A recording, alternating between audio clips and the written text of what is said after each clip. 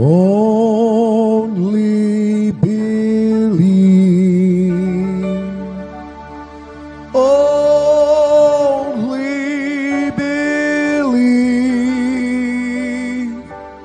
And all things are possible. Only believe. My Lord, I believe. Yes, I believe. My Lord, I believe Amen. that all things are possible. My Lord, I believe. And we all believe. My Jesus is here. My Jesus is here. And all things are possible. My Jesus is here. My Jesus is here. Thank you, Lord. My Jesus is here. And all things are possible. My Jesus is here. అలాగే నిలబడి ఉండగా పరిశుద్ధ గ్రంథము వైపు తిరుగుదాం. పరిశుద్ధ గ్రంథములో నుండి ప్రకటన గ్రంథం 8వ అధ్యాయము 1వ వచనం. ఆయన 7వ ముద్రను విప్పినప్పుడు పరలోకమందు ఇంచుమించు అరగంట సేపు నిశ్శబ్దముగా ఉండెను. చాలండి ప్రార్థన. స్తోత్రములు ప్రభువ, మహిమగల రాజా, మీకే స్తుతులు స్తోత్రములు చెల్లించుకొనుచున్నాం. ఇప్పటిదాకా నీ ప్రియబిడ్డలు పాటల ద్వారా నిన్ను స్తుతించారు. చప్పట్లు కొట్టుచు, వాయిద్యాలు వాయించుచు, కంఠస్వరాల ద్వారా నీకు మహిమను తెచ్చారు ప్రభువ. అతి ప్రాముఖ్యమైన సమయంలో నీకు ఇప్పుడు మేము వచ్చి ఉన్నాము ప్రభువ. మా హృదయాలు సిద్ధపరుచుకొని ఉండగా ప్రభువ, వాక్యమనే విత్తనాలు మా గర్భములో వేయండి నాయన. నిజముగా అవి ఫలించులాగా సహాయమును దయచేయండి అయ్యా. నీ కృప సమృద్ధిగా ఇక్కడ ఉంచమని కొద్ది నిమిషాలు మీరే మా అందరితో మాట్లాడండి ప్రభువ. ఇక్కడ వచ్చిన ప్రతి ఒక్క బిడ్డని జ్ఞాపకం చేసుకోండి ప్రభువ.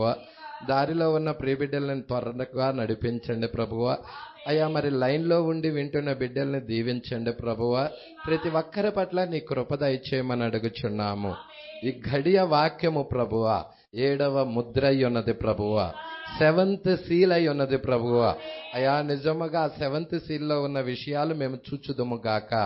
నీ కృప దయచేయమని కొద్ది నిమిషాలు నాయన మీరే మా అందరితో మాట్లాడమని అయా. మా మధ్య ఒక్క బలహీనుడు కూడా లేకుండా చేయండి. ప్రతి ఒక్కరిని దర్శించమని నజరేయుడైన యేసుక్రీస్తు నామములో ప్రార్థన చేసి అడిగి వేడుకొనుచున్నాము. ఆమేన్. హల్లెలూయా. కూర్చుందా.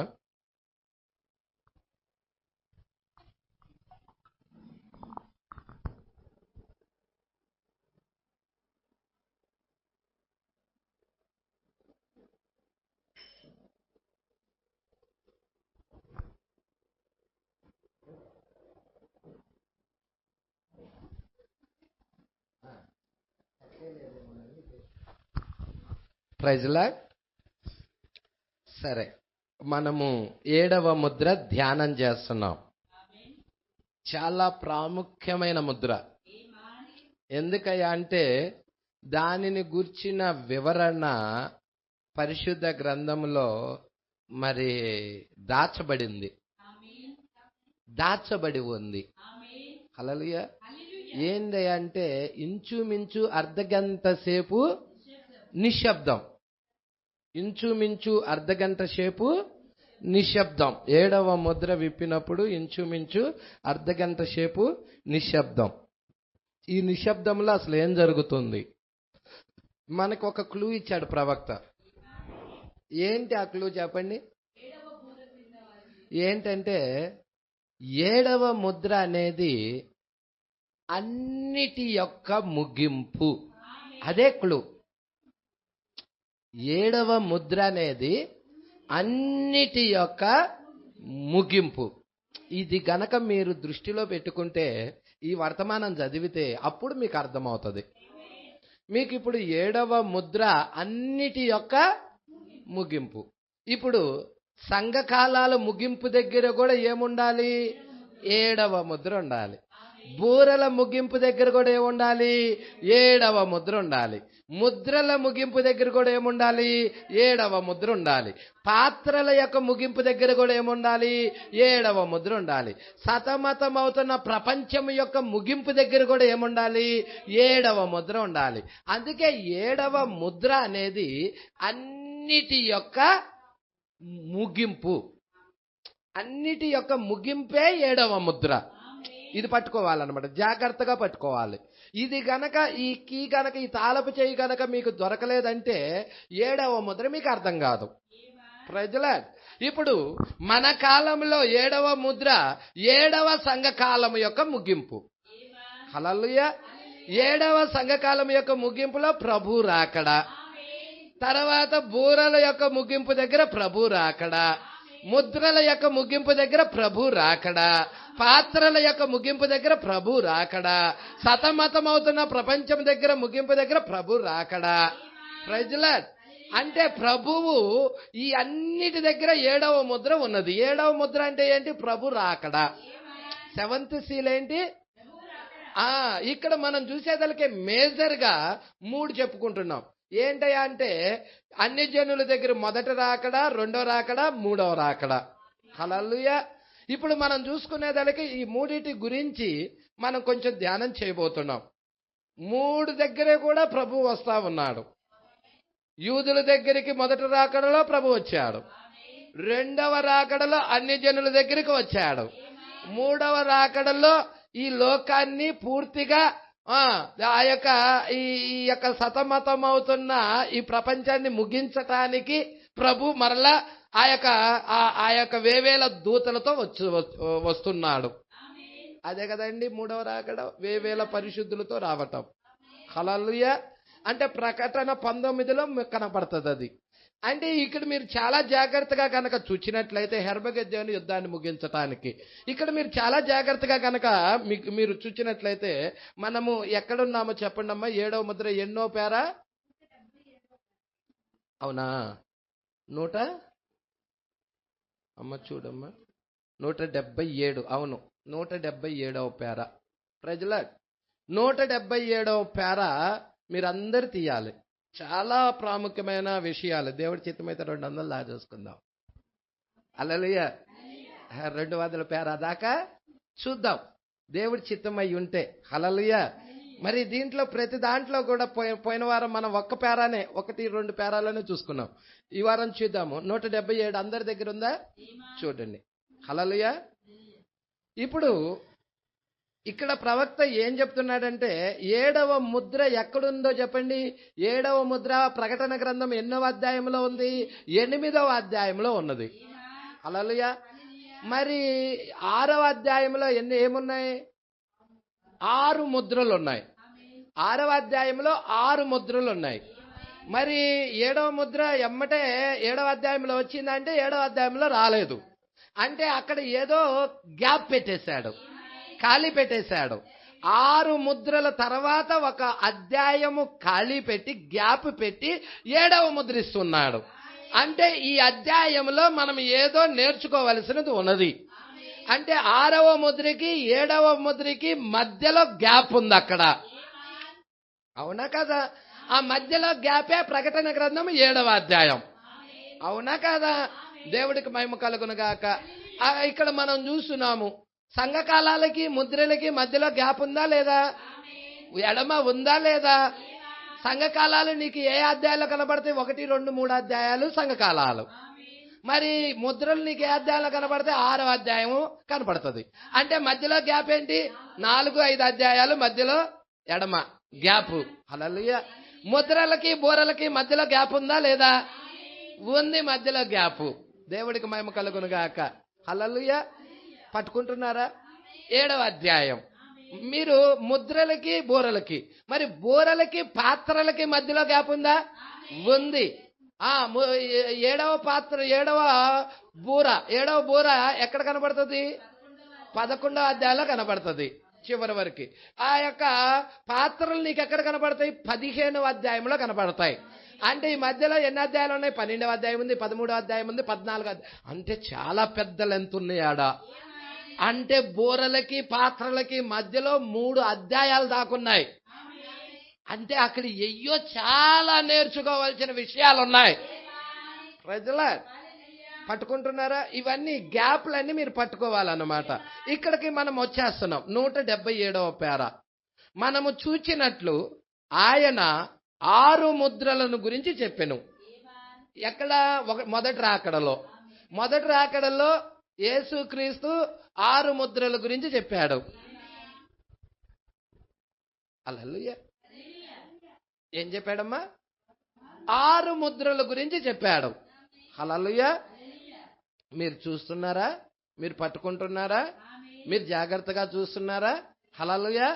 6 ముద్రల గురించి చెప్పి 7వ ముద్ర ఆయన చెప్పకుండా ఉపమానాల్లోకి వెళ్ళిపోయాడు.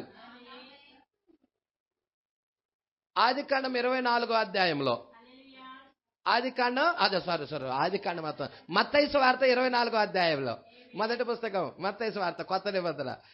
మత్తయి సువార్త 24వ అధ్యాయంలో. అవునా అండి?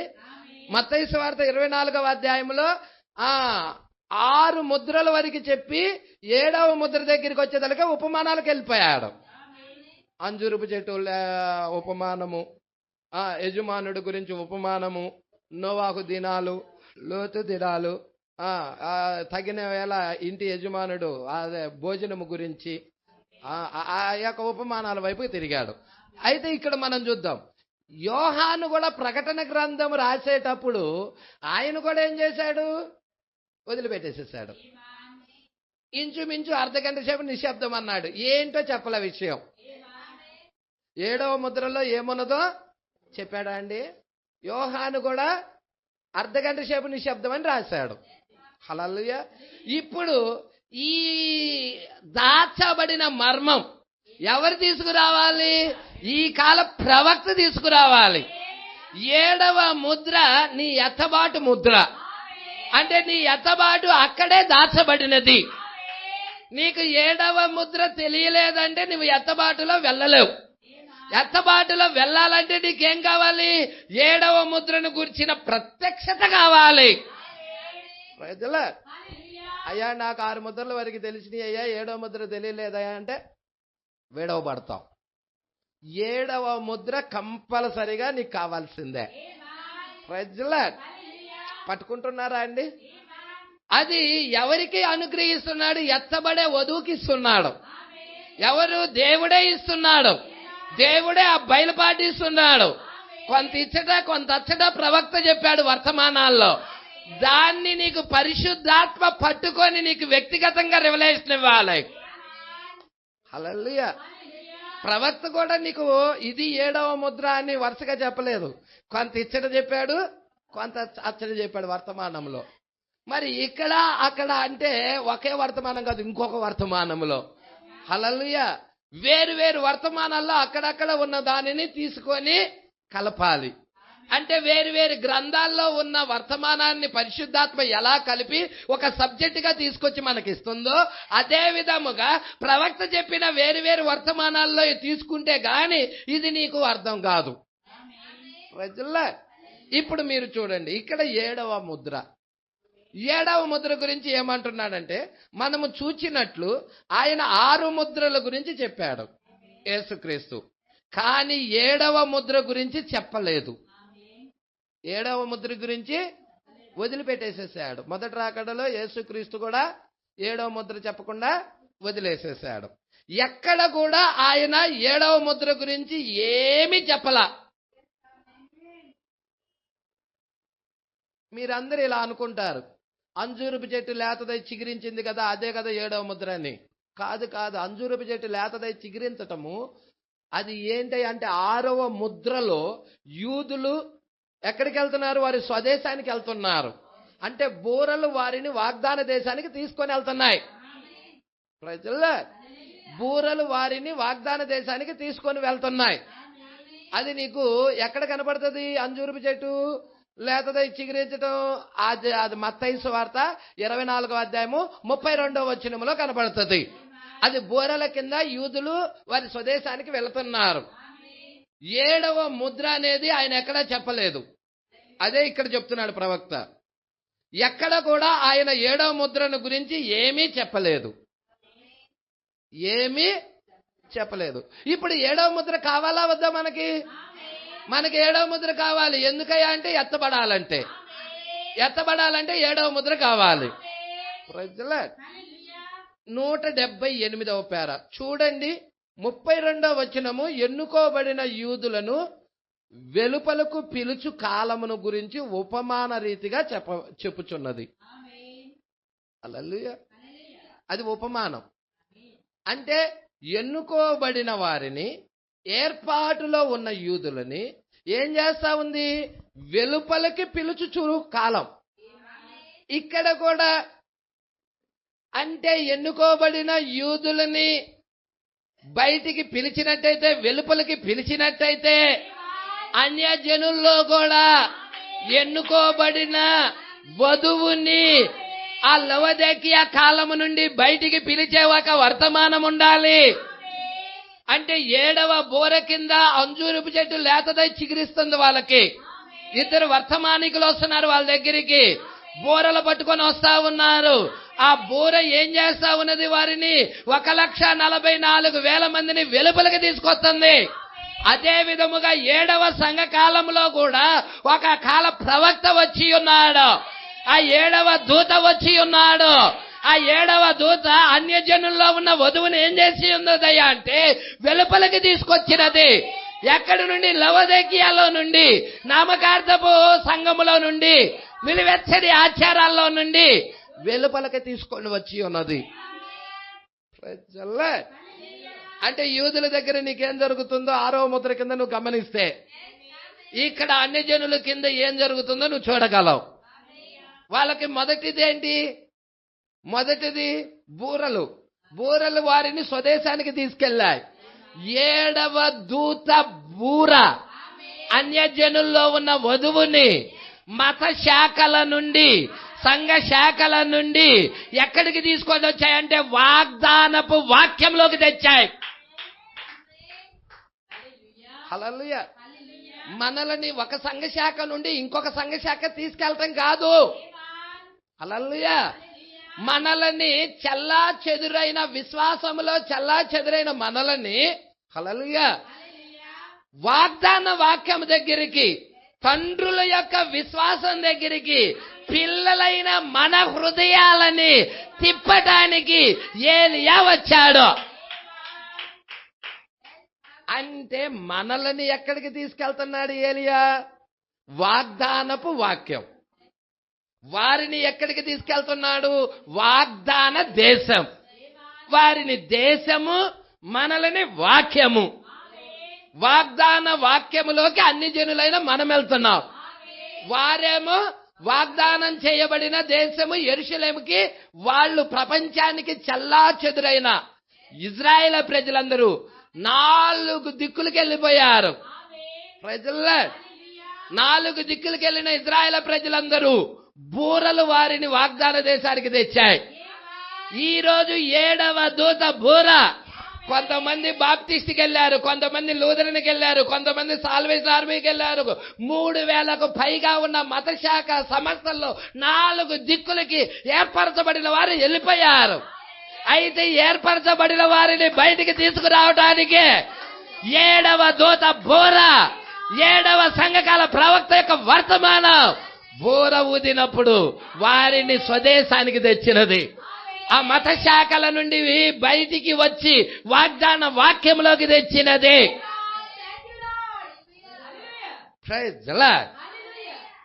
ఇది చూడగలుగుతున్నారా?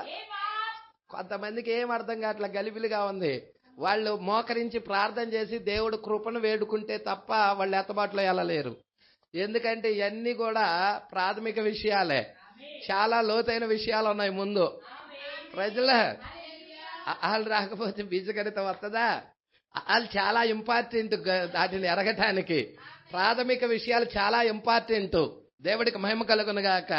అందుకే ఇక్కడ అంటా ఉన్నాడు 178లో 32 మత్తయి సువార్త 24వ అధ్యాయం 32వ వచనము, ఎన్నుకోబడిన యూదులను వెలుపలకు పిలుచు కాలము గురించి ఉపమాన రీతిగా చెప్పబడినది. అది ఎక్కడ జరుగుతుంది? అది 6వ ముద్రలో. 6వ ముద్రలో. 6వ ముద్రని వాళ్ళని ఏం చేస్తున్నారు? వెలుపలికి పిలుస్తా ఉన్నారు. ప్రజల అప్పుడు ఇక్కడ గమనించండి, చూసారా? 32వ వచనం ఒకసారి చదువమ్మా. అంజూరపు దానికి ముందు పైన 31. మరియు ఆయన గొప్ప బూరతో పంపించేది ఎవరు? ఆయన. అక్కడ యూదుల దగ్గరికి పంపించేది ఆయనే. ఇక్కడ కూడా అన్యజనుల యొద్దకు పంపించేది కూడా ఆయనే. ఎవరాయన? ప్రభు అయిన యేసుక్రీస్తు గొప్ప బూరతో దూతలను పంపిస్తున్నాడు. అన్యజనుల దగ్గరికి వచ్చేదానికి దూతలు కాదు, దూత. హల్లెలూయా. దూతలను పంపటల్లా, దూతను పంపుతున్నాడు. ఎవరా దూత? ఎంతమంది ఎరిగారు? ఎంతమంది గుర్తించారు?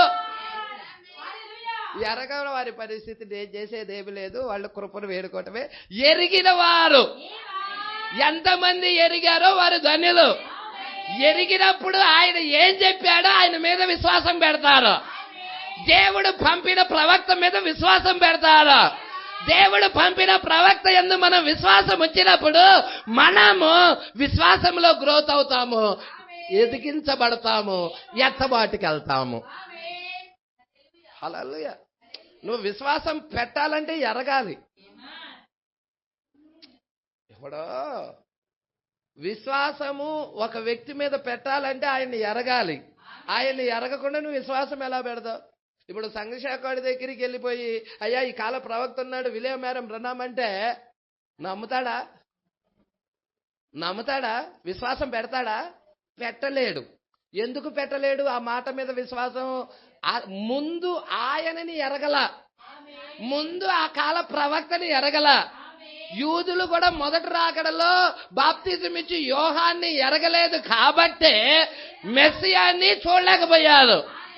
అన్యజనులు కూడా ఈ కాల ప్రవక్తని ఎరగలేకపోతున్నారు కాబట్టి ఈ కాలంలో మెస్సియాని ఎరగలేకపోతున్నారు. మెస్సియా రాకడనేది యూదుల దగ్గర సమరయులకి, మెస్సియాకు, ఇప్పుడు అన్యజనులకు కూడా, అన్యజనులైన మనకు కూడా మెస్సియా రాకడే. మెస్సియాక మన దగ్గరికి వచ్చాడు ఆయన. ప్రజల మెస్సియాక వచ్చాడు అన్యజనుల దగ్గరికి. మెస్సియా రాకడ ప్రకటన 10లో బలిష్ఠుడైన దూత. ఆయన ఎవరో కాదు, ఆయన మెల్కీషెదెకు అయి ఉన్నాడు, ఆయన మెస్సియా అయి ఉన్నాడు. అందుకే ఇక్కడ అంటున్నాడు. కొంచెం ముందుకు చూద్దాం. ఉపమాన రీతిగా చెప్పుచున్నది. ఇప్పుడు ఇక్కడ గమనించండి, చూసారా? మరియు ఆయన గొప్ప బూరతో తన దూతలను పంపును, వారు ఆకాశం యొక్క ఈ చివరి నుండి ఆ చివరి వరకు నలుదిక్కుల నుండి ఆయన ఏర్పరచుకున్న వారిని పోగు చేయుదురు.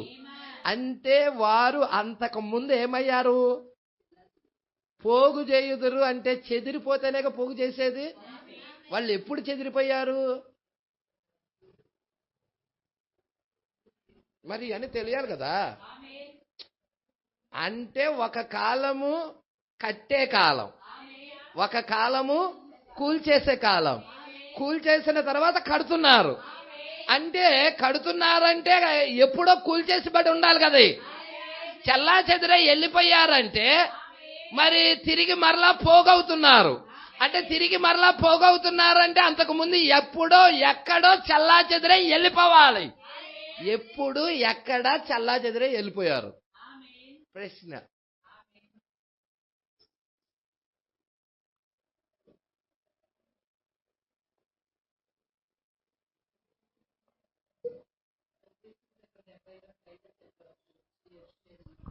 అదే హల్లెలూయా. క్రీస్తు శకం 70వ సంవత్సరము రాక ముందే, వచ్చినప్పుడు కాదు, రాక ముందే ఏర్పరుచుకుని, అంటే తీర్పు రాక ముందే, దేవుడు ఉగ్రత భూమి మీదకి రాక ముందే ఏర్పరచుకున్న వారు ఎక్సెప్ట్ వెళ్ళిపోయారు. జల ప్రళయం రాక ముందే ఏర్పరచుకున్న హానోకు వెళ్ళిపోయాడు. జల ప్రళయం వచ్చిన తర్వాత వెళ్ళాడు అనుకుంటున్నావా? నో, జల ప్రళయం రాక ముందే, ఒక్క చుక్క వర్షపు చినుకు భూమిని తాకక మునిపే హానోకు ఎత్తబాటులో వెళ్ళిపోయాడు. తీతు చక్రవర్తి ఆ యొక్క యెరూషలేమును ముట్టడి వెయ్యక ముందే ఏర్పరుచుకున్నవారు 4 దిక్కులకు వెళ్ళిపోయారు. హల్లెలూయా. ఎవరున్నారు? ఎవరైతే యేసు చెప్పిన మాట మీద విశ్వాసం ఉంచలేదో వాళ్ళందరూ ఆ యెరూషలేములో ఆగిపోయారు. యేసే చెప్పాడు కదండి, పారిపోండి, ప్రతిదండన దినాలయ్యి, పారిపోండి. మీరు పారిపోవుట చలికాలం మందైనా విశ్రాంతి దినమందైనా కాకుండా సంభవింపకుండా ప్రార్థించండి, పారిపోండి చెప్పాడా లేదండి? అందుకే నీకు వాక్యం మత్తయి సువార్త 24వ అధ్యాయం నీకు కంఠస్థమైపోవాలి. ఎందుకంటే అది ముద్రలిప్పిన అధ్యాయం. దానిలోనే ఎక్కువ ప్రవక్త మాట్లాడుతూ ఉంటాడు. ఒక చిన్న పాయింట్ ఆడ ఉంటది, దానికి సంబంధించిన పెద్ద సమాచారం వేరే గ్రంథంలో ఉంటది. హల్లెలూయా. అక్కడ ఏమంటదంటే, నాశనకరమైన హేయ వస్తువు పరిశుద్ధ స్థలములో నిలుచుట చూడగానే అని ఉంటది. దానియేలు చెప్పిన ప్రకారంగా అని ఉంటది. అంటే నువ్వు దానియేలు గ్రంథానికి వెళ్ళావనుకో, అక్కడ నువ్వు పెద్ద సమాచారం చూడగలుగుతావు. దేవుడికి మహిమ కలుగును గాక. పట్టుకుంటున్నారా అండి? ముందే దానియేలు చెప్పాడు. దానియేలు ప్రవక్త ఇలా జరుగుతుందని జరగక ముందే చెప్పాడు. హల్లెలూయా. ఎవరు? తీతు చక్రవర్తి వస్తాడని చెప్పాడా? చెప్పాడు. దానియేలు ప్రవక్త తీతు చక్రవర్తిని కూడా చూశాడు. ఆ నాశనకరమైన హేయ వస్తువు ఎవరో కాదు, ప్రజల రోమై ఉన్నది. రోమా దేశాన్ని పరిపాలిస్తున్న ఆ సైన్యాధ్యక్షుడు వచ్చేసాడు, అక్కడికి ముట్టడేసేసాడు. ఆ యెరూషలేము మొత్తం ముట్టడేసేసాడు. ప్రజల వాళ్ళని ఆహారం లేకుండా చేసి, శత్రువు పనేంటో తెలుసా? శత్రువు జయించాలంటే ముందు వాళ్ళ ఆహారం మీద దెబ్బ కొట్టాలి. అవునా కదండి? అవునా కదా? మరి అదే విధానంలో 7 సంఘ కాలాల్లో కూడా అపవాది ఏం చేశాడో చెప్పండి? ఆత్మ సంబంధమైన వాక్యం అనే ఆహారాన్ని దేవుడు ఆయన బిడ్డలకు ఇస్తుంటే వాడు ఆ ఆహారం మీద దాడి చేశాడు. చేశాడా లేదా? నికోలాయితుల క్రియలతో, బిలాం సిద్ధాంతముతో, యెజబెలు మతముతో వాడు తెల్ల గుర్రము, ఎర్ర గుర్రము, నల్ల గుర్రము, పాండ్రు వర్ణ గుర్రాలు ఎక్కి వాడు అనేక విధాలుగా దాన్ని పాడు చేశాడా లేదా? ప్రజల ఆహారం మీద దెబ్బ కొట్టి వాళ్ళని చంపుతున్నాడు. ప్రజల ఎప్పుడైతే వాక్యాన్ని వంకర చేశారో వాళ్ళు ఆత్మీయంగా చనిపోయారని అర్థం. ఆహారం నీ దగ్గర నుంచి ఎప్పుడైతే తీసివేయబడుతుందో అప్పుడు నువ్వు చనిపోతావని అదే గుర్తు. ఆహారం ఉన్నంతసేపే నువ్వు బలంగా ఉండగలుగుతావు, నడవగలుగుతావు, చూడగలుగుతావు, తిరగగలుగుతావు, పుష్టిగా ఉండగలుగుతావు. నీ యొద్ద నుండి ఎప్పుడైతే ఆహారం తీసివేస్తామో నువ్వు బలహీనురాలు అయిపోతావు. శత్రువు అటాక్ చేసినప్పుడు వాడిని గెలుచుకోలేవు. ఈ రోజు శత్రువు యొక్క పన్నాగం అది మీరు పట్టుకోవాలి. ఈ రోజు సంఘాలకి కావలసినది వాళ్ళు ఏం చేశారంటే పరిశుద్ధ గ్రంథాన్ని తీసేశారు. ప్రవక్త చెప్పిన మాట ఇది. పరిశుద్ధ గ్రంథము క్రైస్తవుల దగ్గర నుండి తీసేసి పాటల పుస్తకాలు ఇచ్చేసేశారు. ఆ గ్రంథంలో ఏమున్నాయా విషయాలు ప్రజలకు తెలియలేకపోయి ఉన్నాయి. రోమన్ క్యాథలిక్ చేసినది అది. అయితే మన కాల ప్రవక్త గ్రంథాన్ని, ఆ వర్తమానాన్ని, ప్రతి పుస్తకాన్ని కూడా ఆ యొక్క 1200 వర్తమానాలు ఉచితంగా పంపిస్తా ఉన్నాడు.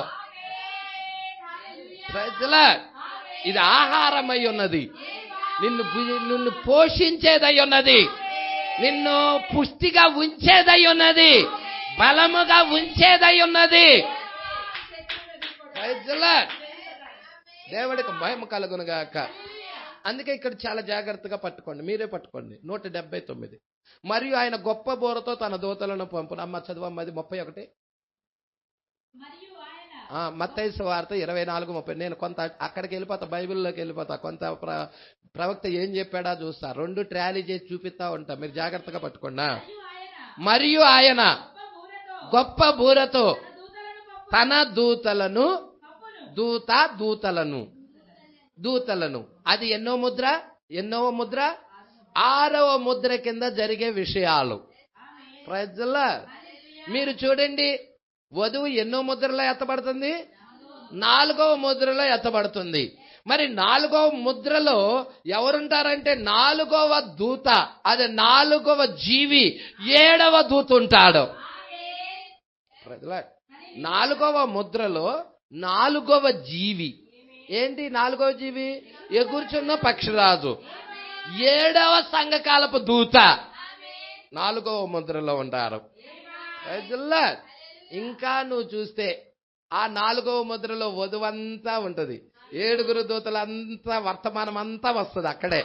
ప్రజల అందుకే కొంచెం ముందుకు చూద్దాం. వారు ఆకాశం యొక్క ఈ చివర నుండి ఆ చివరి వరకు 4 దిక్కుల నుండి ఆయన ఏర్పరచుకున్న వారిని పోగు చేతురు. ఇప్పుడు ఆయన ప్రారంభించును. హల్లెలూయా. ఇక్కడ 79 కూడా అదే ఉంది. అంటే ఆ లేఖనము అక్కడ 32 అన్నాడు కానీ 31వ వచనం ఇక్కడ ఇచ్చాడు అనమాట. అంటే 32 ఏంటి? 31 యొక్క సారాంశం అది. ప్రజల అంజురుపు చెట్టు లేతదై చిగురించటం అది. దేవుడికి మహిమ కలుగును గాక. గొప్ప బూరతో ఏం చేస్తున్నాడండి? గొప్ప బూరతో తన దూతలను పంపిస్తున్నాడు. హల్లెలూయా. మీకు ఎంతమందికి తెలుసు గొప్ప బూర వచ్చిందని? ఇది తెలియకపోతే కష్టం. ఏదో సంఘానికి వెళ్ళాం వచ్చామనుకుంటారు. ఇంతకీ గొప్ప బూర, గొప్ప బూర ఏదో కాదు, ఈ కాలపు వర్తమానం. ప్రకటన 10 వర్తమానం. ప్రజల అంటే ప్రకటన 10 అనేది గొప్ప బూర. ప్రజల అదే ఉంది 30లో, 30వ వచనంలో అదే ఉంది. మీరు కావాలంటే చూడండి, ప్రకటన 10 ఉంది 30లో. మత్తయి సువార్త 24:30వ వచనంలో ప్రకటన 10 ఉంది. పాష గారు ప్రకటన 10 మనకు కదా, మనకి అదే విధముగా యూదులకి 6వ ముద్ర కింద యూదులకి. హల్లెలూయా. ఇలా చెప్పచ్చు, 6వ ముద్రలో 7వ బూర కింద యూదులకి. Praise the lord. 7వ ముద్రలో 7వ సంఘకాలము క్రింద బలకే.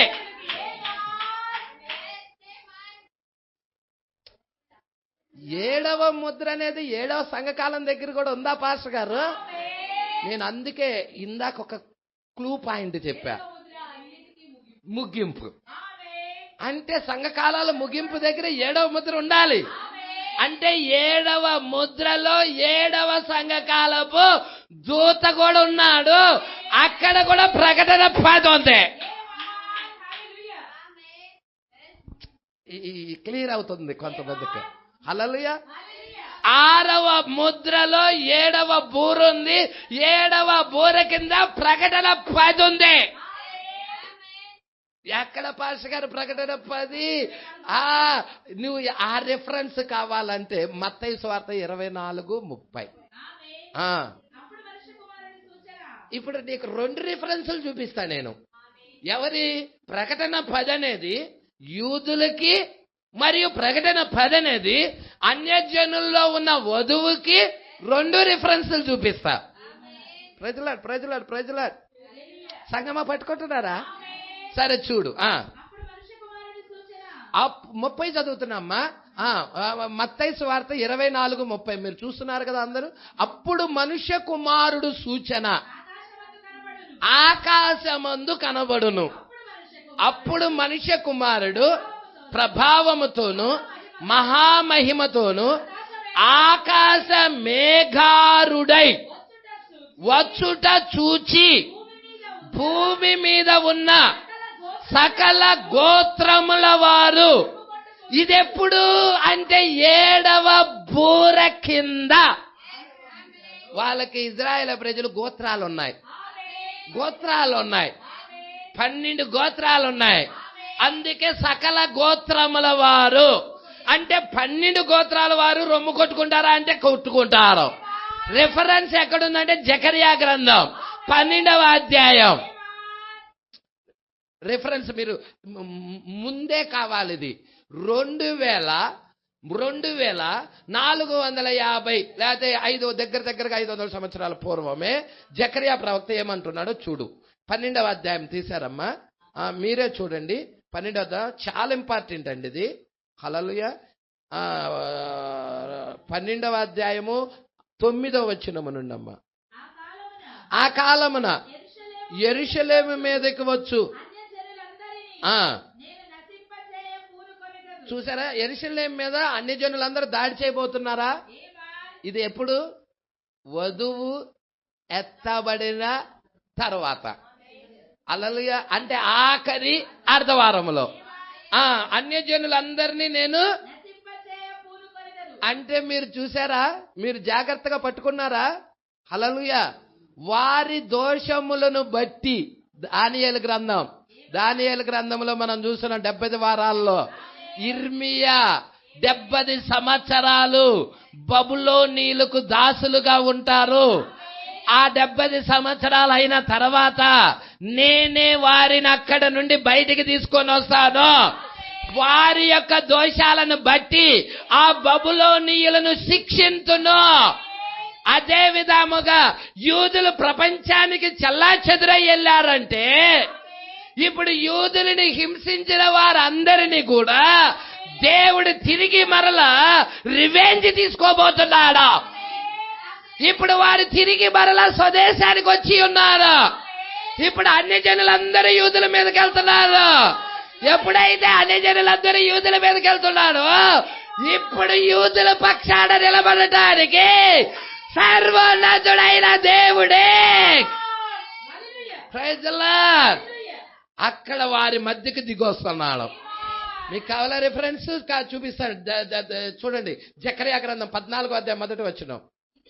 ఇదిగో యెహోవా దినం వచ్చుచున్నది, అందు మీ యొద్ద దోచబడిన సొమ్ము పట్టణములో విభాగించబడును. ఏలయనగా యెరూషలేము మీద యుద్ధము చేయుటకు నేను అన్యజనులందరినీ సమకూర్చబోచున్నాను. పట్టణము పట్టబడును, ఇండ్లు కొల్లపెట్టబడును, స్త్రీలు చెడుపుదురు. పట్టణంలో సగం మంది చెరపట్టబడిపోవుదురు. అయితే శేషించిన వారు నిర్మూలము కాకుండా పట్టణములో నిలుతురు. 3వ వచనం జాగ్రత్తగా పట్టుకోండి. అప్పుడు యెహోవా బయలుదేరి తాను యుద్ధ కాలమున యుద్ధము చేయు రీతిగా ఆ అన్యజనులతో మిఖాయేలు. దానియేలు చూశాడా 12వ అధ్యాయంలో? దానియేలు 12వ అధ్యాయంలో నీ జనుల పక్షాన నిలుచున్నట్టి మహాధిపతి మిఖాయేలు క్రీస్తు వచ్చారా? అక్కడ దానియేలు ఏం చెప్తున్నాడో ఇక్కడ అదే నెరవేర్పు జరుగుతుంది. చూస్తున్నారా? వధువు ఎత్తబడిన తర్వాత జరగబోయేది ఇది. పట్టుకోండి. 3వ వచనం. అప్పుడు యెహోవా బయలుదేరి తాను యుద్ధ కాలమున యుద్ధము చేయు రీతిగా ఆ అన్యజనులతో యుద్ధము చేయును. ఆ దినమున యెరూషలేము ఎదుట తూర్పు తట్టునున్న ఒలీవ కొండ మీద ఆయన పాదములు ఎక్కడికి వెళ్ళేటప్పుడు ఎక్కడి నుండి వెళ్ళాడు? ఒలీవ పర్వతం మీద నుండే ఆరోహణమై వెళ్ళాడు. తిరిగి మరలా ఎక్కడికి వస్తున్నాడు? ఒలీవ కొండ మీదకే తిరిగి వస్తా ఉన్నాడు. వెళ్ళేటప్పుడు ఆయన ఒలీవ కొండ మీద నుండే వెళ్ళాడు. వచ్చేటప్పుడు ఆయన ఎక్కడికి వస్తున్నాడు? ఒలీవ పర్వతం మీదకి వస్తున్నాడు. పట్టుకుంటున్నారా? ఈ విషయాలు మీరు చూచుదురు గాక. చూచు కన్నులు ధన్యములై ఉన్నాయి, వినుచున్న చెవులు ధన్యములై ఉన్నాయి. Praise the Lord. ఇప్పుడు ఒలీవ కొండ మీదకి ఆఖరి అర్ధవారములో ఒలీవ కొండ మీదకి ఆయన దిగొచ్చినప్పుడు, హల్లెలూయా. చూడమ్మా, ఆ దినమున యెరూషలేము ఎదుట తూర్పు తట్టునున్న ఒలీవ కొండ మీద ఆయన పాదాలు ఉంచగా, ఒలీవ కొండ తూర్పు తట్టుకు పడమటి తట్టుకు నడిమికి విడిపోయి సగము కొండ ఉత్తరపు తట్టుకు, సగము కొండ దక్షిణపు తట్టుకు జరుగును గనుక విశాలమైన లోయ ఒకటి ఏర్పడును. కొండల మధ్య కనబడు ఆ లోయ అజీలు వరకు సాగగా, మీరు ఆ కొండ లోయలోకి చుట్టూ శత్రు సైన్యం, ఎన్నుకోబడిన వారు ఆ కొండ లోయలో కొట్టున్నారు. ఈ రోజు అన్ని జనులు కూడా చుట్టూ సంఘ శాఖలే, శత్రు సైన్యమే. కానీ పర్వతం మీదకి దిగొచ్చాడు. ఎన్నుకోబడిన వారి మధ్య ఒక లోయ ఉన్నది. ఆ లోయలోకి వెళ్ళి ఉన్నాము. ఒక వర్తమానం ఉన్నది, ఒక వాక్యం ఉన్నది. ఆ వాక్యంలోకి ఏర్పరచుకున్న వారు వెళ్ళారు. వారు కాపాడబడటానికి, రక్షించబడటానికి. Praise the Lord. నువ్వు నిజంగా కాపాడబడాలి అంటే, రక్షించబడాలి అంటే, లోకం మొత్తం సంఘ శాఖలతో ఉంది. అవునా కదా? శత్రు సైన్యముతో ఉన్నది. అంతా ముట్టడి వేయబడి ఉన్నది.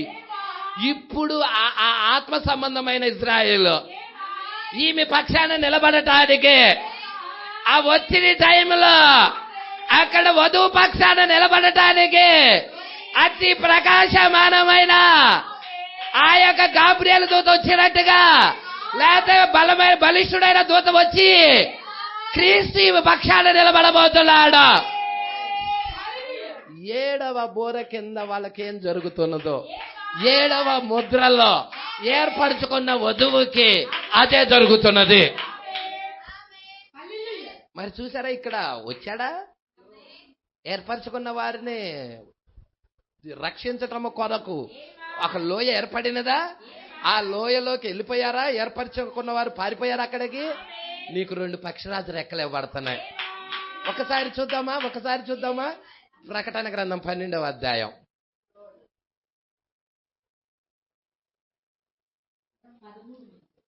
అవును, కింద భాగమే ఉంటది. అవును, నిజంగా.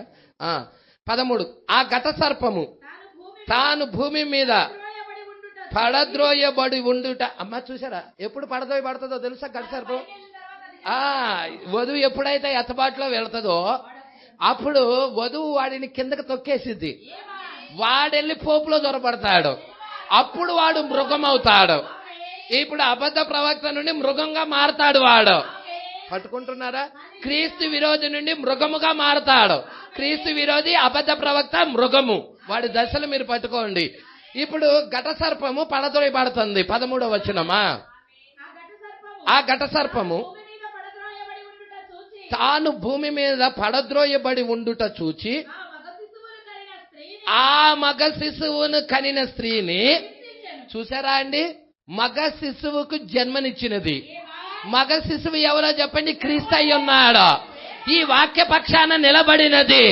ఈ వాక్య పక్షాన నిలబడిన సంఘం ఉన్నదా? ఆమె జన్మనిచ్చిన సంఘం అయి ఉన్నది. ఇక్కడ మనం చూస్తున్నాము యూదయాల సంఘము, అన్ని జనుల సంఘము. ఇక్కడ 7వ బోర కింద, 7వ ముద్ర కింద రెండు నీకు కనబడతాయి. అందుకే ఆమెను పోషించడానికి ఇక్కడ ఒక స్థలం ఇవ్వబడుతుంది.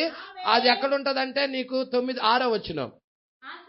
ఆ స్త్రీ అరణ్యమునకు పారిపోయెను, అచ్చట వారు 1260 దినాలు ఆమెను పోషించవలెనని. అదే ఆ కొండల మధ్య ఉన్న లోయ. ఆమెను పోషించడానికి ఒక స్థలం ఉన్నది. ఈ రోజు వధువును పోషించడానికి ఒక స్థలం ఉన్నది. నువ్వు బాప్టిస్ట్లోకి వెళ్ళి దొరికిద్దా? మత శాఖల్లో ఏ డినామినేషన్ కైనా వెళ్ళి దొరికిద్దా? పోషించడానికి ఒక స్థలం ఉంది. ప్రజలా, ఏ మత శాఖ దగ్గర నీకేమి దొరకదు. వర్తమాన బయలుపాటు లేనాడు దగ్గర కూడా దొరకదు. వాక్యపు ప్రత్యక్షత ఉన్న వ్యక్తి దగ్గర నీకు రెవల్యూషన్ అందితే నువ్వు పోషించబడతావు. నీ కుటుంబము కూడా పోషించబడుతుంది. ఇప్పుడు ఎన్నుకున్న వారిని పోషించడానికి 1260 దినాలు అంటే 3.5 సంవత్సరాలు. ఆ 3.5 సంవత్సరాల్లో స్త్రీని పోషిస్తా ఉన్నారు. ఎప్పుడది వధువు ఎత్తబడిన తర్వాత. ఇక్కడ చూడమ్మా 13. ఘట సర్పము తాను భూమి మీద పడదోయబడుట చూచి మగ శిశువును కనిన స్త్రీని హింసించెను. అందువలన ఆమె అరణ్యంలో ఉన్న తన చోటికి ఎగురునట్లు గొప్ప పక్షిరాజు రెక్కలు. ప్రైజ్లా, నీకు ఇప్పుడు ఏమి ఇవ్వబడ్డాయి? 2 పక్షిరాజు రెక్కలు ఇవ్వబడ్డాయి. ప్రైజ్లా. మోషే ఏలియాల ఒక రెక్క మోషే అయితే ఇంకొక రెక్క ఏలియా అయి ఉన్నాడు. వాళ్ళని పోషించడానికి, వారిని కాపాడడానికి, వారిని సంరక్షించడానికి 2 రెక్కలు ఇవ్వబడ్డాయి. మరి ఈమెను కూడా పోషించడానికి 2 రెక్కలు. పక్షిరాజు 2 రెక్కలు. నువ్వు ద్రాక్ష రసమును పాడు చెయ్యొద్దు. ప్రజల్లా, దేవుడికి మహిమ కలుగును గాక. కొంచెం ముందుకు చూద్దామా. ఇప్పుడు నువ్వు పక్షిరాజు అభిషేకం లేకపోతే నువ్వు ఎత్తబడలేవు. పక్షిరాజు ఆత్మ నీ మీద లేకపోతే ఎత్తబడలేవు. అందుకే సంగమా ఈ విషయాలు మీరు జాగ్రత్తగా పట్టుకోవాలి. గొప్ప పక్షిరాజు రెక్కలు 2 ఆమెకి ఇవ్వబడిను. అచ్చట సర్పముఖాన్ని చూడకుండా. ఈ రోజు ఒక వ్యక్తి సంఘశాఖకి వెళ్ళి చూస్తున్నాడంటే వాడు బ్రైడ్ కాదు. నిజం చెప్తున్నా, వధువే కాదు వాడు. ఏమంటున్నాడో చూడండి. అచ్చట అంటే 7వ బోర కింద ఏం జరుగుతుందో, 7వ ముద్ర కింద అన్ని జనులకు అదే జరుగుతా ఉన్నది. అంటే సర్ప ముఖాన్ని చూడకుండా ఒక వర్తమానం ఇవ్వబడినట్లయితే, జాగ్రత్త తీసుకున్నట్లయితే ఈ రోజు వధువు కూడా ఆ జాగ్రత్తలో ఉంటుందా? ఉంటది. Praise the Lord. లేదు బ్రదర్, అందరిని ప్రేమించాలి బ్రదరు, ప్రేమించాలి కానీ విషము తినకూడదుగా.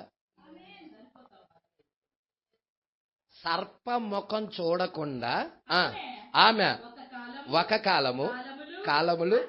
ఇప్పుడు చెప్పండి, ఒక కాలం అంటే 1 సంవత్సరం, కాలములు అంటే 2 సంవత్సరాలు, అప్పటికి 3 సంవత్సరాలు, అర్ధకాలం అంటే 1/2 సంవత్సరం, 3.5 సంవత్సరాలు పోషించుట. అది అంటే ఇప్పుడు మనకి పోషణ జరగటం లేదా? మరి పోషణ జరుగుతున్న ఒక వ్యక్తి సంఘశాఖకి వెళ్తున్నాడంటే, సర్పం దగ్గరికి వెళ్తున్నాడంటే, సర్పముఖాన్ని చూస్తున్నాడంటే అతడికి బయలుపాటు ఉన్నట్టా? Praise the Lord. ఈ వర్తమానము అందరి లాంటి వర్తమానము కాదు. అమ్మా దేవుడు నిన్ను దీవిస్తాడని చెప్పి డబ్బులు గుంజుకునే మాయ మాటలు చెప్పి గుంజుకునే వర్తమానం కాదు. నిన్ను బండకేసి కొడుతుంది. క్రీస్తు రూపం వచ్చేదాకా చెక్కుతుంది. ఆ రూపానికి కొట్టేటప్పుడు ఒక్కోసారి చాలా మంది గుడ్ బై చెప్పి కూడా వెళ్ళిపోతారు. ఆ దెబ్బలు తగలలేక, ఆ దెబ్బలకే ఉండలేక. Praise the Lord. మీకు ఒక విషయం తెలుసా? దేవుడు కొట్టడం తైలాభిషేకం. ప్రభువా నీ బండకేసి నన్ను కొట్టు ప్రభువా, ఇప్పుడే కొట్టు ప్రభువా, నీ రూపం వచ్చేదాకా కొట్టు ప్రభువా, నీ స్వరూపం వచ్చేదాకా కొట్టు ప్రభువా. పట్టుకుంటున్నారా అండి? ఇక్కడ చూడండి. అమ్మ ఇక్కడికే వచ్చాయమ్మా, ఇక్కడే చదువుకో. ఆ 2 పక్షిరాజు రెక్కలు ఆమెకి ఇవ్వబడ్డా. అచ్చట కాలములు కావున ఆ స్త్రీ ప్రవాహమునకు కొట్టుకొని పోవలెనని ఆ సర్పము తన నోట నుండి నీళ్లు ఆమె వెనుక, అంటే ఆమె వెనక నీళ్ల ప్రవాహం వదిలింది. ఎవరు ఆ నీళ్ల ప్రవాహం? జనులే.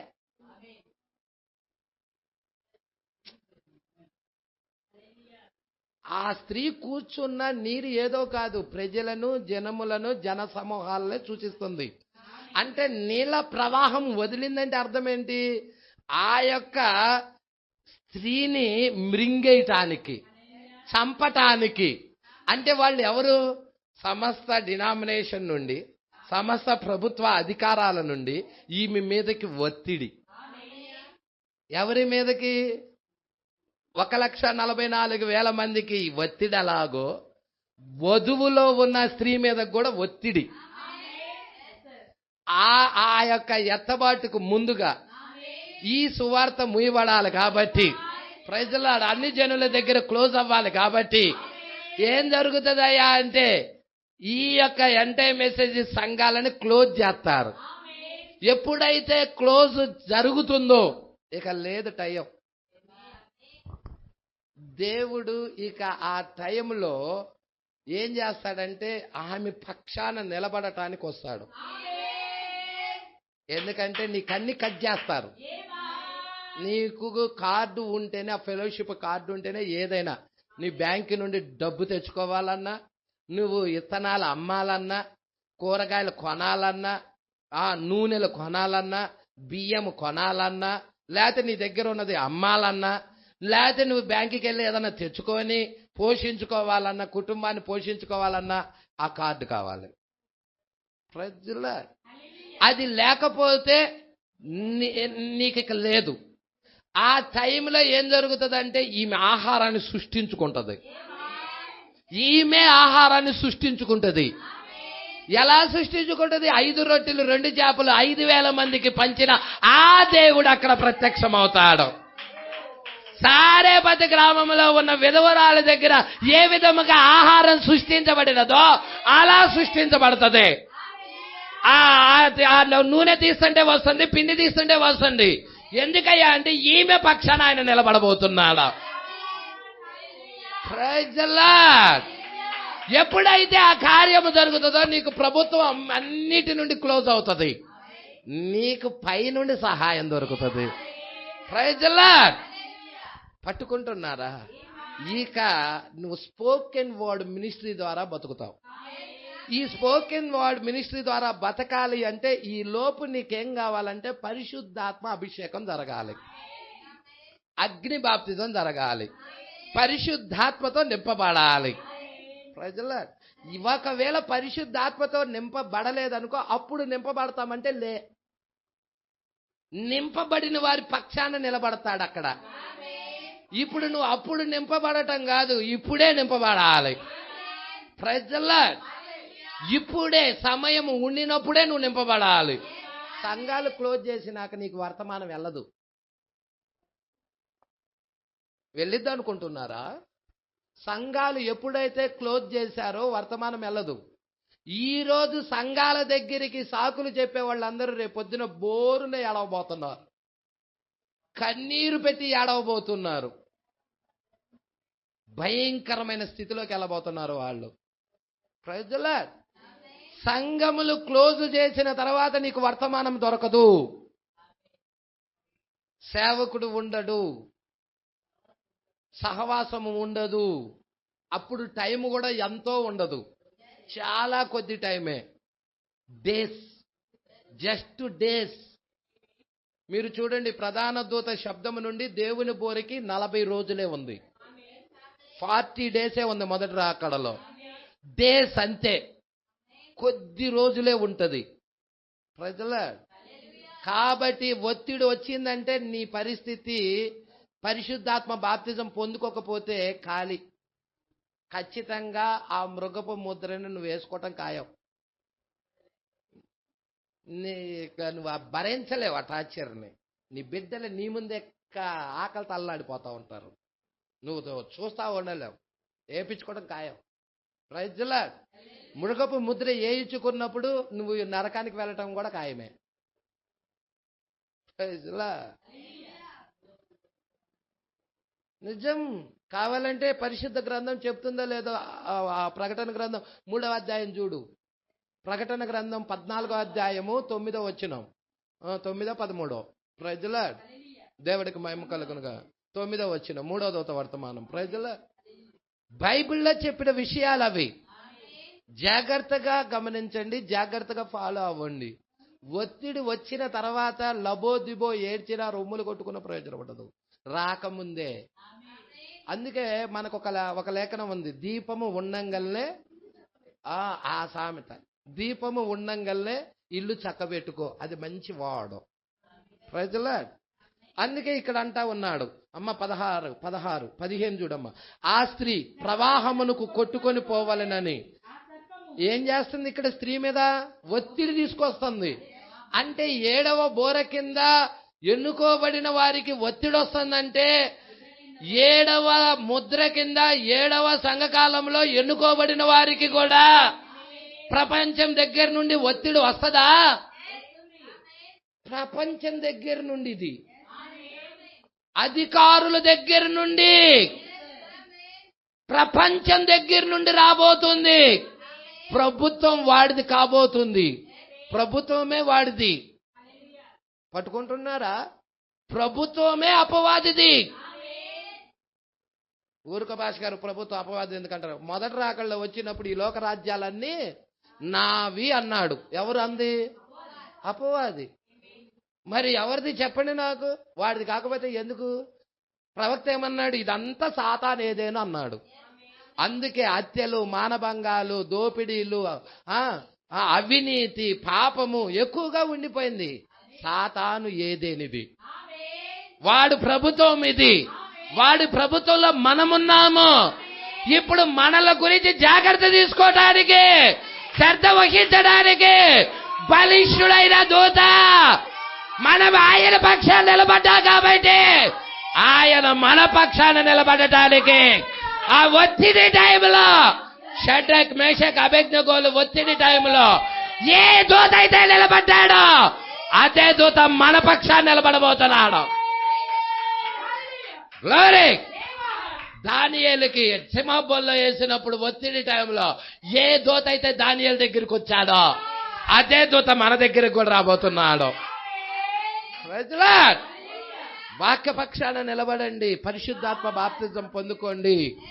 అందుకే అంటున్నాడు, ఆ స్త్రీ ప్రవాహమునకు కొట్టుకొని పోవలెనని ఆ సర్పము తన నోట నుండి నీళ్లు నదీ ప్రవాహముగా ఆమె వెనుక వెళ్ళగక్కెను గాని భూమి ఆ స్త్రీకి ఎవరో ఒకరు వచ్చి అక్కడ సహకారిగా నిలబడుతున్నారు.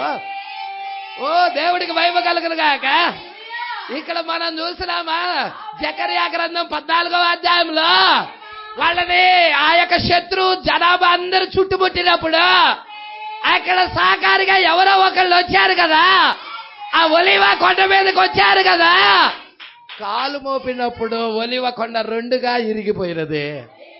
ఒక పెద్ద లోయ ఏర్పడినది. ఏర్పరచుకున్న వారు ఆ లోయలోకి వెళ్ళారు. ఈ రోజు దేవుడు మనల్ని కాపాడుతా ఉన్నాడు. ఇక్కడ ఆ స్త్రీని కాపాడటానికి భూమి సహకారిగా వచ్చినది. చూడండి, భూమి సహకారిగా సహకారి అయి తన నోరు తెరచి ఆ ఘట సర్పము తన నోట నుండి కక్కిన ప్రవాహమును చూసారా అండి? హల్లెలూయా. మరి లేకపోతే ఆ ప్రవాహానికి ఆమె ఏమయ్యేది? చనిపోయేది కదా అండి. కొట్టుకొని చనిపోయేదా కదా. అంటే చనిపోకుండా కాపాడబడిందంటే ఎవరో రక్షించారు కదా, ఎవరో ఆమె పక్షాన్ని నిలబడ్డారు కదా. ఆయన ఎవరో కాదు, క్రీస్తు అయి ఉన్నాడు. ఇంకొంచెం ముందుకు చూద్దామా? 17. అందుచేత ఆ ఘట సర్పము ఇంకా ఊరుకోలేకపోతుంది. ఊరిదేని ఎలాగైనా ఆ స్త్రీని చంపాలనుకుంటే భూమి అడ్డుపడిందే. హల్లెలూయా. ఇక ఆగ్రహం తెచ్చుకుంది. దేవుని ఆజ్ఞలు గైకొనుచు యేసుని గురించి సాక్ష్యమిచ్చుచున్న వారైనా ఎవరు? ఆమె సంతానం, స్త్రీ సంతానం. ఓ అక్కడ స్త్రీ సంతానము. హల్లెలూయా.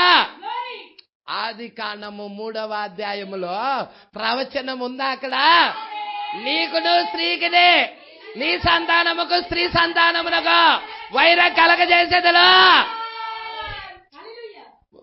గ్లోరీ.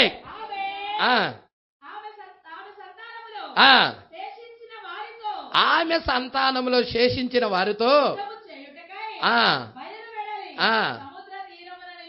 ఓ దేవుడికి వైపు కలుగురుగాక. ఇప్పుడు సముద్ర తీరాన నిలబడి యుద్ధం చేయడానికి వచ్చింది ఘటసర్పం.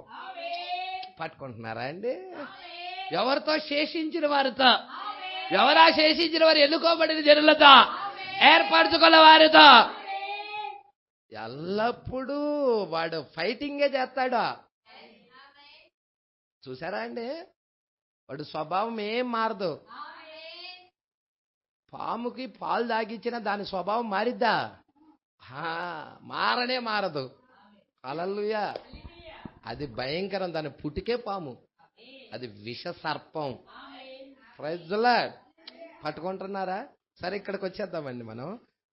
చాలా జకర్యా 12 చదివించా. 10 దగ్గరికి వెళ్దామా? 12 చదువుదాం. 12 అది చదవమ్మా. ఆ కాలమున యెరూషలేము మీదకి నేను నశింపచేయ పూనుకొనేదను. ఇక్కడ అన్యజనులనే తీర్పు తీరుస్తున్నాను. నశింపజేయటానికి వచ్చేసాడు ఇక్కడ దేవుడు. దావీదు సంతతి వారి మీదను యెరూషలేము నివాసుల మీదను కరుణించు ఆత్మను, విజ్ఞాపన చేయు ఆత్మను నేను కుమ్మరించగా వారు తాము పొడిచిన నా మీద దృష్టి ఉంచి ఒకడు తన ఏక కుమారుని విషయం దుఃఖించున్నట్లు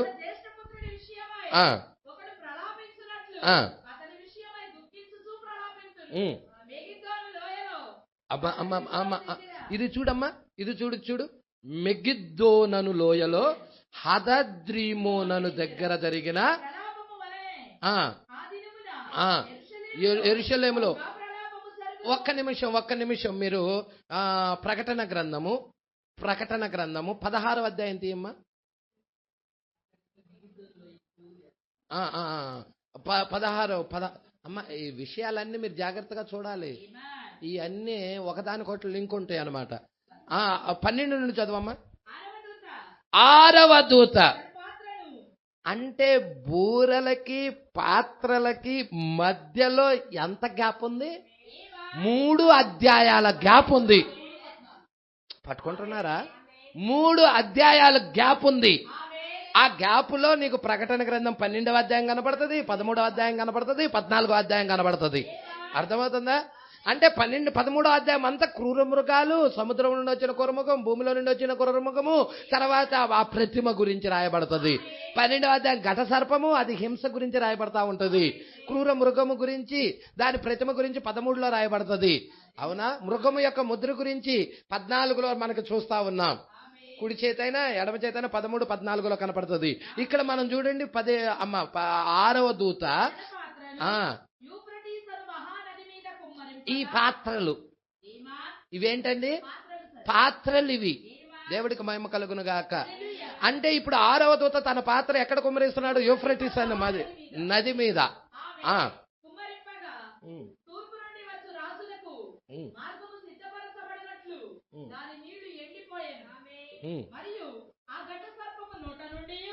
ఇక్కడ కనబడుతున్నాడు వాడు. మీరు చూస్తున్నారో లేదో? ఏర్పరచుకున్న వారితో యుద్ధం చేయటానికి ఎట్టాగైనా గానీ వాళ్ళని పట్టుకొని వాళ్ళని చంపాలని వాడు ప్రయత్నం చూడండి. ఇప్పుడు ఎక్కడ ఘట సర్పము నోట నుండి, క్రూర మృగము నోట నుండి, అబద్ధ ప్రవక్త నోట నుండి, కప్పల వంటి 3 అపవిత్ర ఆత్మలు. అమ్మా, వాడు ఇక్కడ ఏం చేశాడు? 3 అపవిత్రాత్మలు బయలుదేరుతున్నాయి. అంటే మనం ముద్రల్లో ఏం చూస్తున్నాం? ముద్రలు ఎవరికి ఇవ్వబడ్డాయి? అన్యజనుల్లో ఉన్న వధువుకి ఇవ్వబడ్డాయి. ముద్రల్లో ఏం కనబడుతుంది నీకు? ఎర్ర గుర్రము, తెల్ల గుర్రము, ఎర్ర గుర్రము, నల్ల గుర్రము 3 కలిసి బయలుదేరుతున్నాయి. ముద్రలు మనకి, బూరలు యూదులకి. బూరల కింద ఏం జరుగుతుందో మీరు పట్టుకుంటే ముద్రల కింద ఏం జరుగుతుందో అర్థమవుతుంది. ఇక్కడ ఘట సర్పము నోట నుండి, క్రూరముఖం నోట నుండి, అబద్ధ ప్రవక్త నోట నుండి. అంటే ఈ బూరల క్రింద ఉన్నవాడే ముద్రల కింద కూడా ఉన్నాడు. హల్లెలూయా. బూరల కింద అంటే లోకంలో పనిచేయటం, ముద్రల కింద అంటే సంఘంలో పనిచేయటం. ముద్రలంటే మతపరమైన గందరగోళాలు, బోరలంటే రాజకీయ సంబంధమైన గందరగోళాలు. అంటే రాజకీయ సంబంధమైన అంటే పరిపాలన, లోకం మీద పనిచేయటం. ముద్రలంటే మతపరమైన గందరగోళాలంటే ఏంటంటే సంఘంలో వాడు జొరబడి పనిచేయటం. ఎలా పనిచేస్తున్నాడు సంఘంలో? ఈ రెండిట్లో ఏదో ఒకటి నీకు అర్థం అవ్వాలి, అప్పుడు 2 అర్థమవుతాయి. నీకు బయటది అర్థం కాక లోతది అర్థం కాకపోతే నీకు ఏది అర్థమవుతుంది? ప్రజల్లో నువ్వు చూస్తున్నావా? లోకం మీద వాడు ఎలా పనిచేస్తున్నాడో, సంఘంలో వాడు ఎలా పనిచేస్తున్నాడో, ఈ 2 నువ్వు పట్టుకోవాలి. ప్రజల్లో ఇక్కడ వాడు ఏం చేస్తా ఉన్నాడు? ఈ 3వ ప్రపంచ యుద్ధానికి జనులందరినీ పోగు చేస్తున్నాడు. అంటే 3వ ప్రపంచ యుద్ధం అంటే 7వ బూర, 7వ బూర, 3వ అయ్యో, 3వ అయ్యో, 7వ బూర, 3వ ప్రపంచ యుద్ధం అయి ఉన్నది. ఇప్పుడు 7వ బూర, 3వ అయ్యో, 7వ ప్రపంచ యుద్ధం అయినట్టయితే ఇప్పుడు ఈ 3వ ప్రపంచ యుద్ధానికి ఏం చేస్తా ఉన్నాడు? 7వ బూర, 3వ అయ్యో, అర్థమవుతుందా? 3వ ప్రపంచ యుద్ధం. ఇక్కడ మీరు చూడండి 13 చూడమ్మా. ఆ ఘట సర్పము నోట నుండి, క్రూర మృగము నోట నుండి, అబద్ధ ప్రవక్త నోట నుండి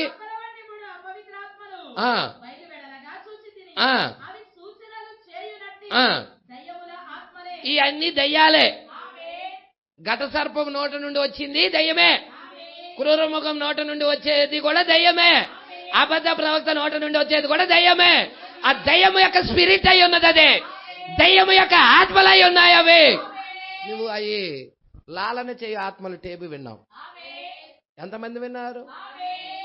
దయ్యపు శాస్త్రము మతరాజ్య మండలము టేపు విన్నాం. దయ్యాలు ఏ విధముగా సంఘములో పనిచేస్తున్నాయో మాట్లాడాడు.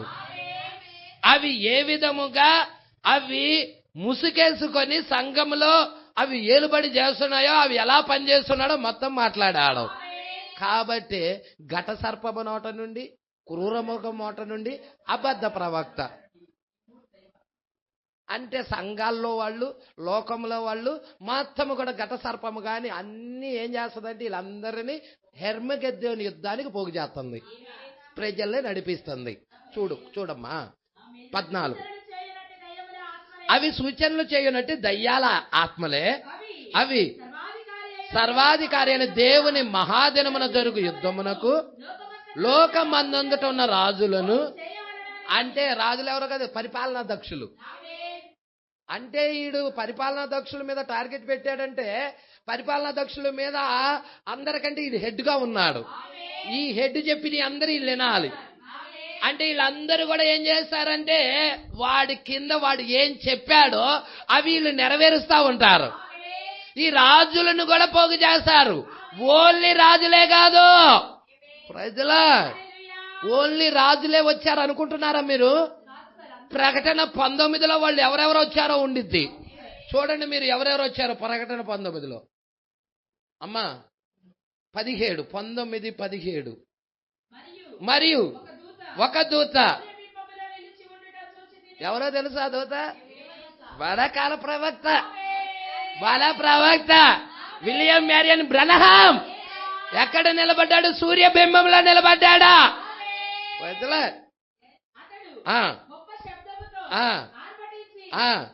పిలుస్తున్నాడా? అక్కడ ఏలియా పిలిచాడా? ఇక్కడ కూడా పిలుస్తా ఉన్నాడా? రండి. ఎవరున్నారండి దేశాన్ని పరిపాలిస్తారు? రాజులంటే ఇప్పుడు ఎవరు? రాజులంటే ఎవరో కాదు, పరిపాలన చేసేవాళ్ళు, ప్రభుత్వ అధికారులు. అవునా? ప్రధానమంత్రి ఉన్నాడా, ముఖ్యమంత్రి ఉన్నారా, ఎమ్మెల్యేలు ఉన్నారా, ఎంపీలు ఉన్నారా? ఉన్నారా లేదా? వీళ్ళందరూ పరిపాలనాధ్యక్షులు, పరిపాలన చేసేవాళ్ళ. వీళ్ళందరినీ పోగు చేస్తుంది ఘట సర్పం, క్రూర మృగం, అబద్ధ ప్రవక్త. అంటే సంఘాల్లో హెడ్డోడు అబద్ధ ప్రవక్త. మీకు తెలుసుగా పోపు అబద్ధ ప్రవక్త అని. ఈ పోపు కింద మిగతా సంఘాలన్నీ ఏకమవుతాయి తెలుసా? ప్రపంచ సంఘముల సమైక్యలో కలుగుతున్నాయి తెలుసావా? వాడి ఆజ్ఞలే ఇవన్నీ నెరవేరుతాయి తెలుసా? ఇప్పుడు ఘట సర్పం లోకం మీద ఏం జరుగుతుందో, సంఘాల్లో ఏం జరుగుతుందో క్లియర్ అవుతుందా? ఇప్పుడు చూడమ్మా, చదువు. సామాన్యమైన కాదు, వాళ్ళ కింద ఉన్నవాళ్ళు బాగా అవినీతికి పాల్పడి బాగా బలిసున్నాళ్ళు వీళ్ళు. బలిష్ఠుల మాంసమా, గుర్రాల మాంసమా, వాటి మీద కూర్చున్న వారి మాంసమా, స్వతంత్రులదేమి, దాసులదేమి, కొద్దివారిదేమి, గొప్పదేవారిదేమి. కొద్దివారు కూడా వస్తారా?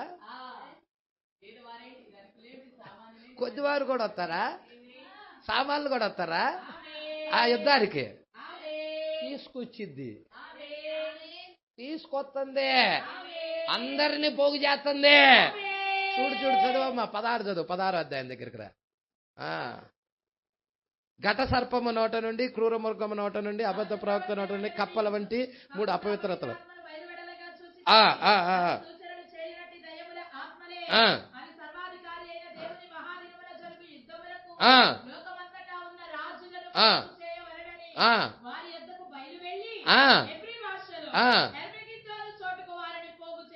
ఇదిగో హెర్మగెద్దెనను చోటుకి. హల్లెలూయా. ఈ హెర్మగెద్దోను అది ఆ ప్లేస్ లోనే యుద్ధం జరిగేది, మెగిద్దోను లోయ. అది అక్కడ మనకు కనబడుతుంది. ఆ 3వ ప్రపంచ యుద్ధం జరిగేది అక్కడే. Praise the Lord. అదే మనకి జకర్యా రాస్తున్నాడు. జకర్యా 12 మీరు తీసారు అక్కడికి. 11 చూడమ్మా. ఈ మాట మనం అక్కడ చూసామే ప్రకటన గ్రంథంలో. హెర్మగెద్దోను యుద్ధానికి ఆ మెగిద్దోను లోయలోకి వాళ్ళ పోగు చేశాడు. అవునా? చూడమ్మా.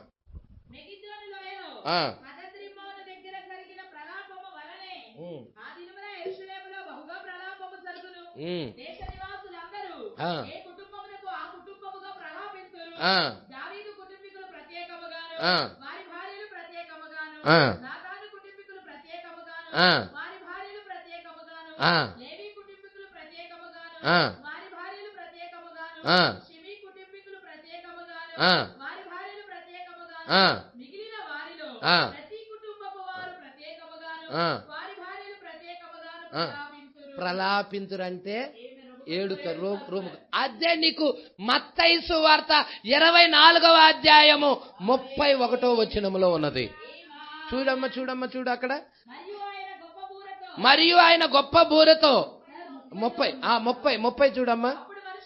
అప్పుడు మనుష్య కుమారుడు ప్రభావముతోను మహామహిమతోను ఆకాశ మేఘారుడై వచ్చుట చూచి భూమి మీద ఉన్న సకల గోత్రముల వారు. ఇది 3వ రాకడ కింద జరిగే విషయాలు. ఇప్పుడు మనకు 2వ రాకడ కింద ఏం జరగాలో చూద్దామా. 3వ రాకడ కింద ప్రతి గోత్రము కూడా రొమ్ము కొట్టుకొని ఏడుస్తుంది. చదివాం కదా ఇక్కడ జకర్యా గ్రంథములో కూడా రుజువు కూడా చూపించాం కదా.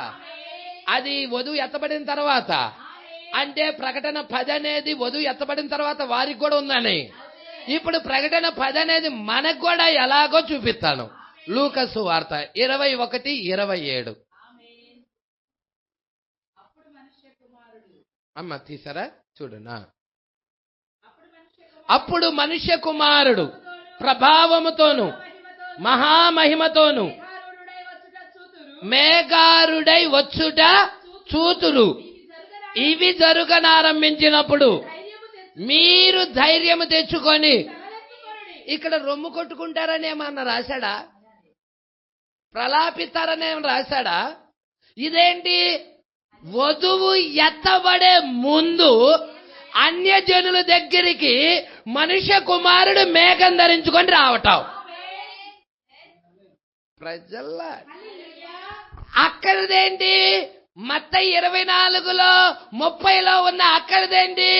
మనుష్య కుమారుడు మరి 7వ బూర కింద వధువు ఎత్తబడిన తర్వాత ఆ యొక్క 1,44,000 మందికి అక్కడ వారికి సూచన కనపరుచుకోవటం.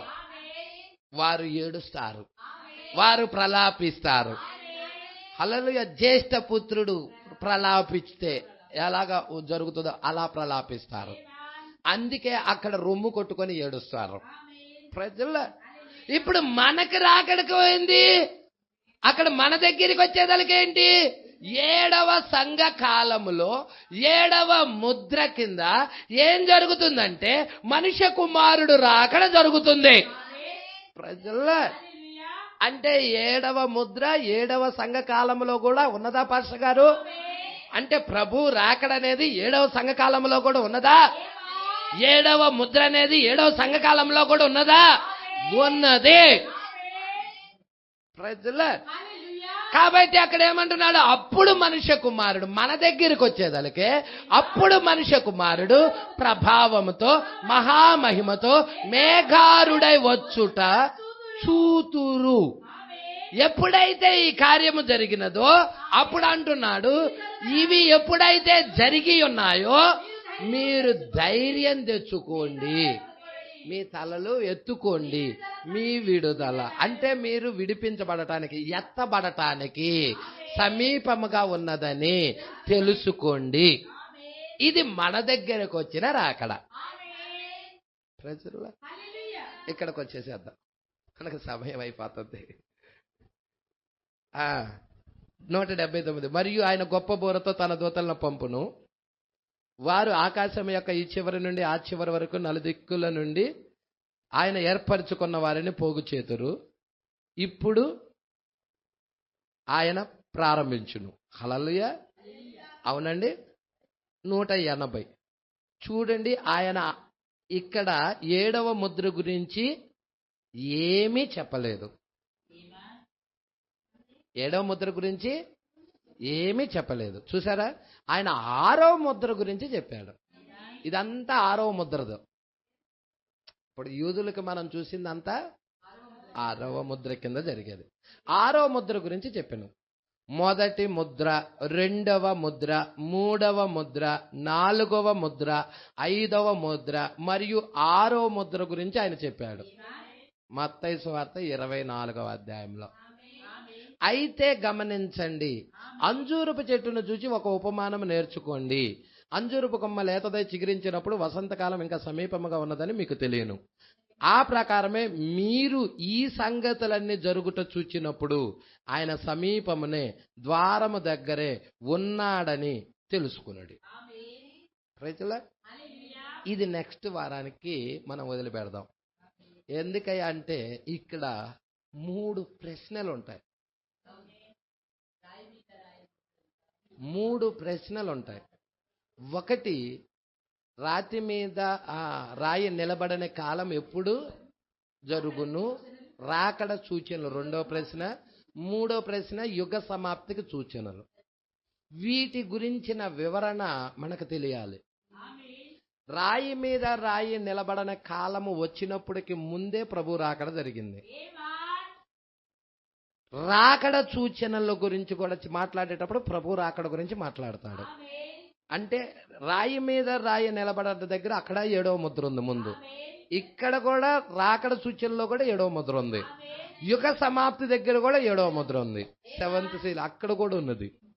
7వ ముద్ర అనేది అన్నిటి ముగింపు. ఇప్పుడు నీకు ఆ యొక్క 3 కార్యాలు చూడాలి. రాయి మీద రాయి నిలబడిన కాలము, యుగ సమాప్తి, మధ్యలో ఎవరున్నారంటే రాకడ గురించి ఉంది.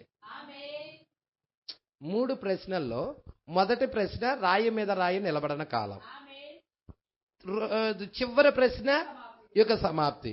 ఈ రెండిటి మధ్యలో ఏముంది? రాకడ గురించి. అంటే ఈ రెండిటి మధ్యలో రాకడ గురించి ఉన్నది. ప్రజల దీన్ని తెలుసుకోవాలి, అప్పుడు మనకు దీనికి తెలుస్తుంది. మనము రెండో రాకడలోనే కదా ఉంది. మన గురించి తెలియాలంటే నీకు యూదులకి ఏం జరుగుతుందో తెలియాలి.